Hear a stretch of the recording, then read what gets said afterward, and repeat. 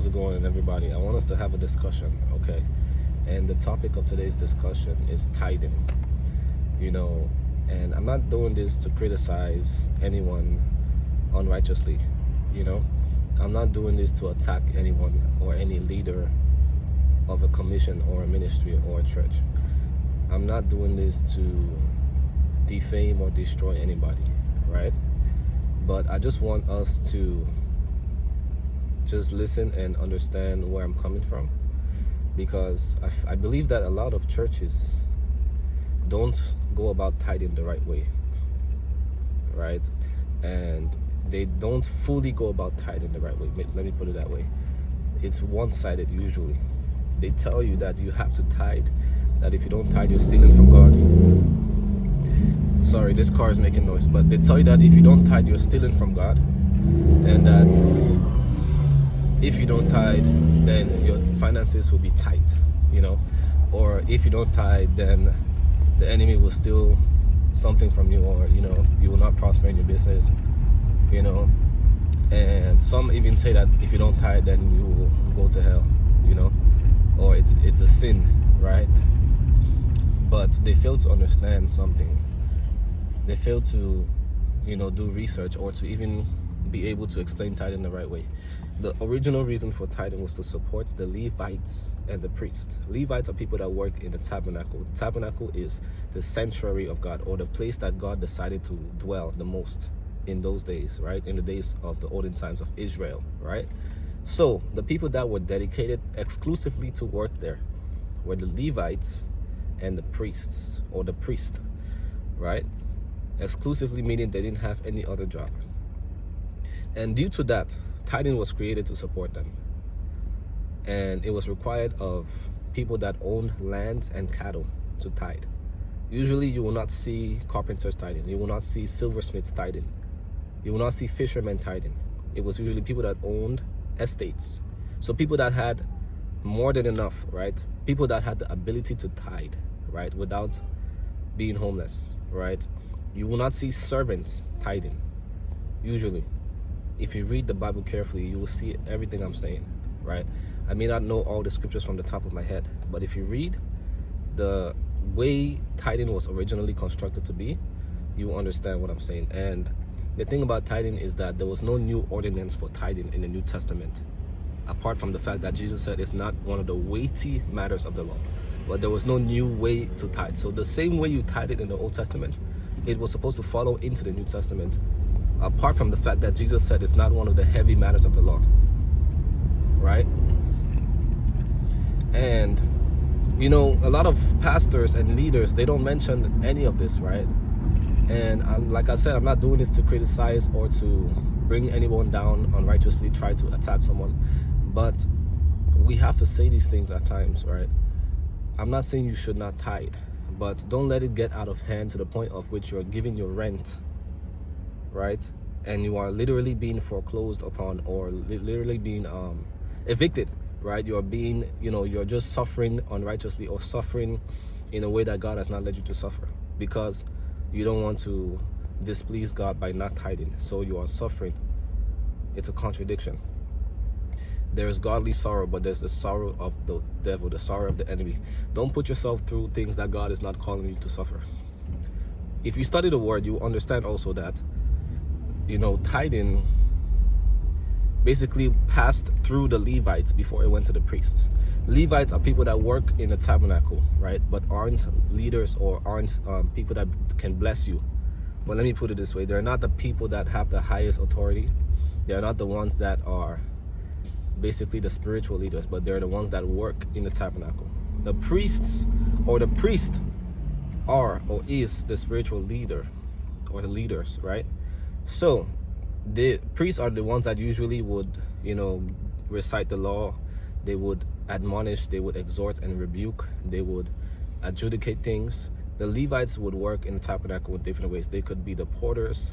Porters, I believe, are ushers, right? They could be the minstrels, which bring music.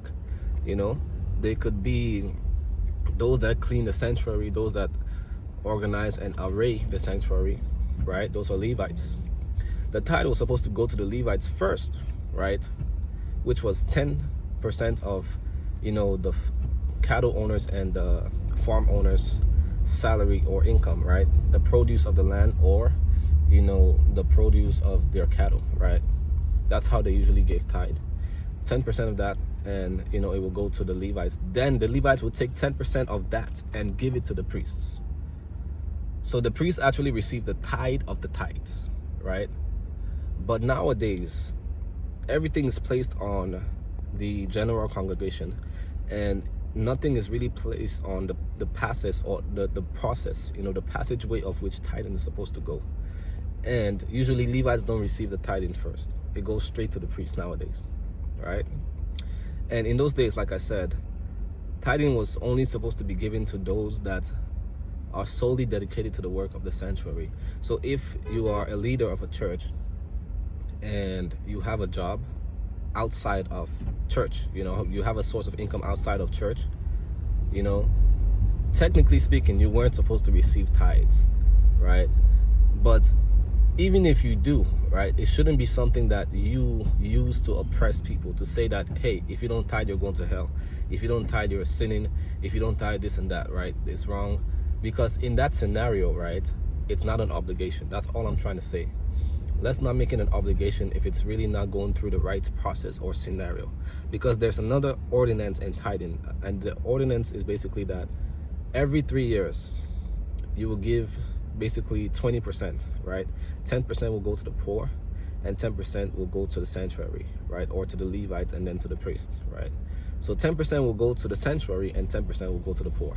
And then at a specific period in that year, right, you would gather with other people, right, other congregational members, and you will eat your tithes, meaning that you will take your tithes for yourself at a certain period in that 3-year period, right?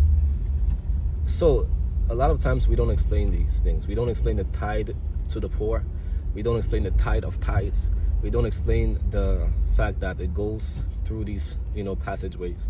And I really pray that we start to explain these things. And I really pray that we don't use tithing to oppress people. I really pray that we don't make it an obligation when the process itself is not the right way. So like I said, I'm not doing this to pull anybody down. I'm just doing this to edify, and I pray that this blesses someone and enlightens someone. Like I said, I don't know all the scriptures from the top of my head, but if you do your research on tithing, you will realize that what I'm saying is correct. All right. Thank you so much. God bless you. And I'm not saying that if you're a pastor and you're receiving tithes, even though you have a job, then you're automatically wrong.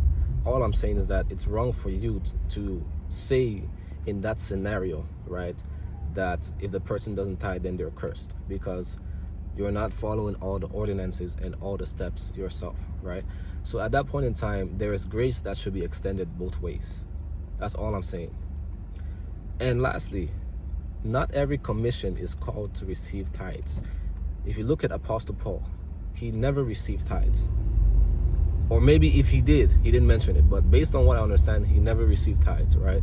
And at some point, he even said that he purposefully chose not to ask for people to give, like, on a regular basis. He didn't ask anyone to give offering and tithe. At some point in time, he said that he limited himself, even though he could have legally asked, because the scripture said you should not muzzle the ox when it's treading the corn, right?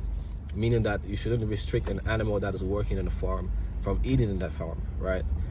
So Apostle Paul said this because he wanted to help people understand that at the end of the day, it's not really too much about tithing. It's more so about your alignment with Christ in his ways meaning his holiness, his ways meaning his manner of life, his ways meaning his belief or his word, the ways that he teaches us to live in the fruit of the Spirit, So, when you focus on those things are the more important things, right? So let us try to extend grace when necessary, and let us try to always do our research. That's all I'm trying to say. God bless you.